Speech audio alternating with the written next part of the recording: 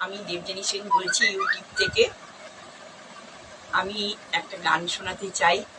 যদি আপনাদের ভালো লাগে তাহলে আপনারা লাইক, শেয়ার, কমেন্ট, সাবস্ক্রাইব করতে ভুলবেন না, কেমন?